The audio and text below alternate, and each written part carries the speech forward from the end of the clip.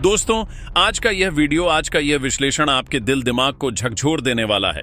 अब तक आपने उरी के बाद हुई सर्जिकल स्ट्राइक देखी, बालाकोट एयर स्ट्राइक पर ताली बजाई और भारतीय वायुसेना के शौर्य पर गर्व किया। लेकिन आज जरा संभल जाइए, क्योंकि जिस मिशन का पर्दाफाश आज होने वाला है वह इन सब से कहीं ज्यादा गहरा, कहीं ज्यादा खामोश और कहीं ज्यादा तबाही मचाने वाला था। जी हाँ, ये कोई आम सैन्य कार्रवाई नहीं थी।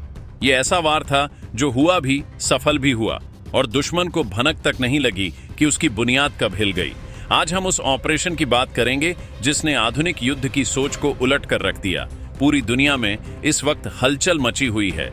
रक्षा विशेषज्ञ हैरान हैं, विदेशी विश्लेषक जवाब ढूंढ रहे हैं और पाकिस्तान, वो तो शायद इस सदमे से दशकों तक उबर नहीं पाएगा। ये कहानी शुरू होती है कुछ ऐसी तस्वीरों से जो किसी जासूसी सैटेलाइट ने नहीं, बल्कि हमारे आपके मोबाइल में मौजूद एक आम से मैपिंग ऐप ने दुनिया के सामने रख दी। इन तस्वीरों ने पाकिस्तान की वायुसेना के घमंड को, उसके सबसे महंगे हथियारों को और उसकी सबसे सुरक्षित छावनी को एक झटके में बेनकाब कर दिया। खुलासा यह है कि भारत ने पाकिस्तान के शाहबाज एयरबेस पर एक ऐसा गुप्त प्रहार किया जिसे नाम दिया गया ऑपरेशन सिंदूर। इस हमले में ना कोई भारतीय सैनिक सीमा पार गया, ना कोई मिसाइल दागी गई, ना कोई धमाका सुनाई दिया। फिर भी नतीजा ऐसा था कि पाकिस्तान के सबसे प्रिय और अमेरिका से मिले F-16 लड़ाकू विमान आज उड़ने लायक भी नहीं बचे। बिना गोली चले, बिना अलार्म बजे कैसे एक हाई सिक्योरिटी एयरबेस चुपचाप एक कब्रगाह में बदल गया? क्या थी वह तकनीक और कैसी थी वह चाल जिसने दुश्मन की सांसें रोक दी? आज हम उसी रहस्य को उजागर करेंगे। अगर आप भी भारत की इस अदृश्य जीत पर सीना चौड़ा महसूस करते हैं तो अभी इस वीडियो को लाइक कीजिए और कमेंट में जय हिंद जरूर लिखिए। चैनल को सब्सक्राइब करना ना भूलें और बेल आइकन दबाकर हर अपडेट सबसे पहले पाइए। साथ ही यह भी बताइए कि आप भारत के किस शहर से यह सच्चाई देख रहे हैं। दोस्तों, कहानी हमें ले जाती है जनवरी 2026 की उन सर्द रातों में जब दुनिया अपनी रफ्तार में थी और हम आप रोजमर्रा की जिंदगी में उलझे थे। किसी को अंदाजा नहीं था कि सरहद के उस पार खेल बहुत आगे बढ़ चुका है। अचानक सोशल मीडिया और डिफेंस कम्युनिटी में कुछ रहस्यमयी तस्वीरें सामने आने लगीं। ये तस्वीरें एक नए सैटेलाइट अपडेट से जुड़ी थीं। आमतौर पर हम मैप खोलते हैं तो रास्ते या जगहें देखते हैं, लेकिन ओपन सोर्स इंटेलिजेंस के विशेषज्ञ इन तस्वीरों में कुछ और ही तलाश रहे थे। उनकी नजर जा टिकी पाकिस्तान के सिंध प्रांत में स्थित जैकोबाबाद के शाहबाज एयरबेस पर। यह एयरबेस पाकिस्तान की वायुसेना का सबसे अहम ठिकाना माना जाता है। यहीं रखे जाते हैं उसके सबसे आधुनिक F-16 फाइटर जेट्स। लेकिन तस्वीरों में एक ऐसी चीज दिखी जिसने सबको चौंका दिया। एयरबेस के बीचों बीच एक खास संरचना की छत टूटी हुई नजर आ रही थी। आप सोचेंगे एक छेद से क्या फर्क पड़ता है, लेकिन दोस्तों, युद्ध में कभी कभी सबसे छोटी चोट सबसे बड़ा नुकसान कर जाती है अगर वार सही जगह पर हो। जब रक्षा विश्लेषकों ने उस इमारत की पहचान की तो पता चला कि वह कोई गोदाम या बैरक नहीं था। वह उस पूरे विशालकाय एयरबेस का एनर्जी सेंटर यानी ऊर्जा केंद्र था। आसान भाषा में कहें तो वह उस एयरबेस का पावर हाउस था, जहां से पूरे बेस को बिजली, एयर कंडीशनिंग और वेंटिलेशन की सप्लाई होती थी। अब सवाल यह उठता है कि भारत ने रनवे को क्यों नहीं तोड़ा? भारत ने सीधे विमानों पर बम क्यों नहीं गिराया? भारत ने बिजली घर पर मिसाइल क्यों मारी? यहीं पर भारतीय रणनीतिकारों की असली बुद्धिमानी सामने आती है, जिसे समझने के लिए हमें थोड़ा भूगोल और विज्ञान को समझना होगा। दोस्तों, जैकोबाबाद दुनिया की सबसे गर्म जगहों में से एक है। गर्मियों में यहाँ का तापमान 50 डिग्री सेल्सियस के भी पार चला जाता है। इतनी भयानक गर्मी कि अगर आप बाहर खड़े हो जाएं तो आपकी चमड़ी जलने लगे। अब जरा सोचिए, F-16 जैसे फाइटर जेट्स जो चौथी पीढ़ी के अत्याधुनिक विमान हैं, वो लोहे के तो बने होते हैं, लेकिन उनके अंदर का सिस्टम बेहद नाजुक होता है। इन विमानों के अंदर करोड़ों रुपए के रडार, एनिक्स, कंप्यूटर और सेंसर्स लगे होते हैं। यह इलेक्ट्रॉनिक उपकरण इंसानी दिमाग से भी ज्यादा संवेदनशील होते हैं।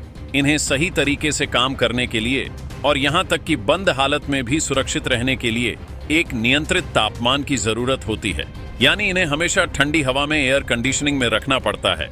अगर तापमान एक सीमा से ज्यादा बढ़ जाए तो इनके अंदर की चिप्स, वायरिंग और सेंसर्स पिघल सकते हैं या खराब हो सकते हैं। इसीलिए जब ये विमान हैंगर में खड़े होते हैं तो वहां 2400 घंटे 7 दिन बड़े बड़े इंडस्ट्रियल एसी चलते रहते हैं ताकि विमान कूल रहे। भारत ने पाकिस्तान की इसी कमजोरी को, इस भूगोल को, इस गर्मी को अपना सबसे बड़ा हथियार बना लिया। इसे कहते हैं डबल टैप रणनीति। भारतीय वायुसेना के प्लानर्स ने सोचा कि अगर हम रनवे पर बम गिराते हैं तो क्या होगा। पाकिस्तान के पास आजकल ऐसी तकनीक है जिसे क्विक सेटिंग कंक्रीट कहते हैं। वो टूटे हुए रनवे को 12 से 24 घंटे में भरकर फिर से तैयार कर लेंगे। विमान फिर उड़ने लगेंगे। यानी रनवे तोड़ने से हम उन्हें सिर्फ कुछ घंटों के लिए रोक सकते थे, पूरी तरह बर्बाद नहीं कर सकते थे। हमें उन्हें रोकना नहीं था, हमें उन्हें अपाहिज बनाना था। हमें उन्हें ऐसा जख्म देना था जिसका कोई इलाज ना हो। इसीलिए भारत ने सीधे एयरबेस के नर्वस सिस्टम पर वॉर किया। वो छेद जो सैटेलाइट तस्वीर में दिख रहा है वो गवाह है कि भारतीय मिसाइल ने कितनी अद्भुत सटीकता के साथ, कितनी पिन पॉइंट एक्यूरेसी के साथ अपने लक्ष्य को भेदा। मिसाइल आई और सीधे एनर्जी सेंटर की छत को चीरते हुए अंदर के जनरेटर्स और कूलिंग यूनिट्स को तबाह कर गई।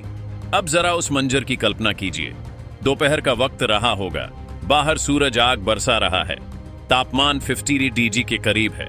अचानक एक धमाका होता है और पूरे शाहबाज एयरबेस की बत्ती गुल हो जाती है। सारे एसी बंद, सारे चिलर प्लांट बंद, सारे ह्यूमिडिटी कंट्रोलर्स खामोश। रेगिस्तान के बीचों बीच बना वो एयरबेस जो अब तक ठंडी हवाओं में सांस ले रहा था, अचानक एक भट्टी में तब्दील हो गया। हैंगर जो कंक्रीट और टीन के बने होते हैं, धूप में तपकर ओवन बन गए। अंदर खड़े वह अरबों डॉलर के F-16 विमान जो अमेरिका की फैक्ट्रियों में बने थे, अब जैकोबाबाद की जानलेवा गर्मी का शिकार हो रहे थे। जैसे जैसे घंटे बीतते गए, हैंगर के अंदर का तापमान 60, 70 और शायद 80 डिग्री तक पहुंच गया होगा। इतनी गर्मी और साथ में रेगिस्तान की धूल, इन दोनों ने मिलकर उन विमानों के नाजुक सेंसर्स को भूनना शुरू कर दिया। विमानों के अंदर लगी सील जो रबर या खास मटेरियल की होती हैं, वो गर्मी से पिघलने लगी। रडार का कैलिब्रेशन जो बाल बराबर भी इधर उधर नहीं होना चाहिए, वो पूरी तरह बिगड़ गया। उनके मिशन कंप्यूटर्स जो युद्ध में दुश्मन को लॉक करते हैं, वह गर्मी से जवाब दे गए। दोस्तों, इसे कहते हैं इफेक्ट्स बेस्ड वॉरफेयर, यानी प्रभाव आधारित युद्ध।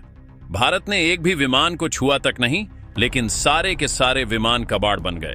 बिना बारूद के, बिना आग लगाए भारत ने पाकिस्तान की पूरी स्क्वाड्रन को जमीन पर ही मार गिराया। ये वो चोट है जो दिखाई नहीं देती, लेकिन जिसका दर्द पाकिस्तान की वायुसेना की रूह तक महसूस हुआ होगा।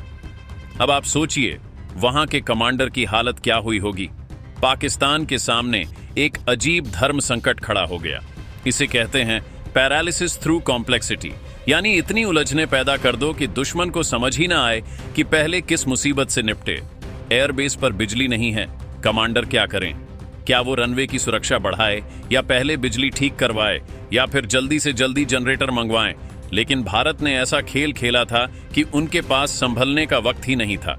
एक आधुनिक एयरबेस सिर्फ विमान उड़ाने की जगह नहीं होती, वो एक छोटी सी सिटी होती है, एक इंडस्ट्रियल इकोसिस्टम होता है। वहां हर एक चीज, हर एक पुर्जा बिजली पर चलता है।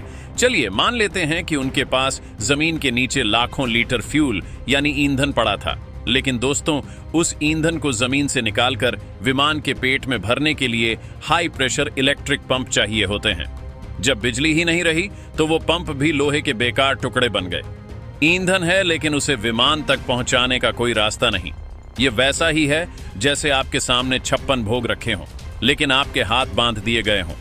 अगर मान लीजिए किसी तरह धक्का मुक्की करके वो एक आध विमान को रनवे तक ले भी आते, तो उसे उड़ाते कैसे? एयर ट्रैफिक कंट्रोल के रडार बंद पड़े थे, वह अपनी ही स्क्रीन पर कुछ देख नहीं सकते थे।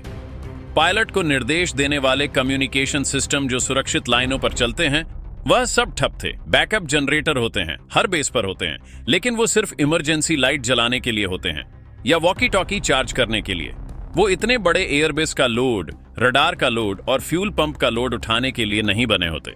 इसका नतीजा यह हुआ कि मेंटेनेंस बेस जहां विमानों की मरम्मत होती है, वहां की हाइड्रोलिक लिफ्ट्स रुक गई। Missile diagnostic,